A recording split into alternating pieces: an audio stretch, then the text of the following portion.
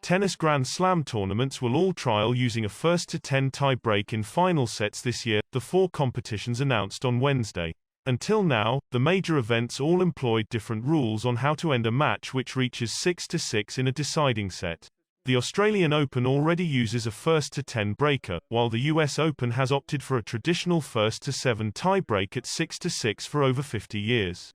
The French Open has still not used a final set tie-break, although Wimbledon introduced a first-to-7 breaker at 12-12 in 2019.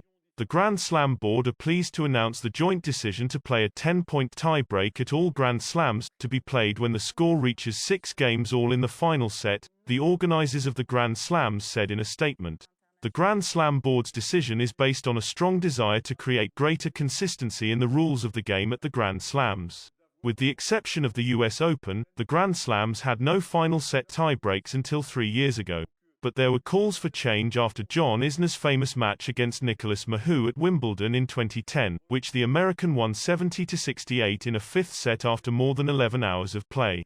The Grand Slam board added they would review the trial before applying for any permanent rule change.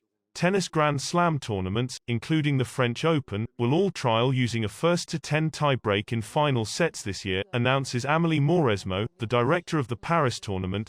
We are quite proud to be able to align ourselves with the other 3 Grand Slams, she says, adding the decision took into account the health of the players, who can become fatigued if they play for too long. Mauresmo also confirms there's nothing stopping Novak Djokovic and unvaccinated players from participating in the French Open in May.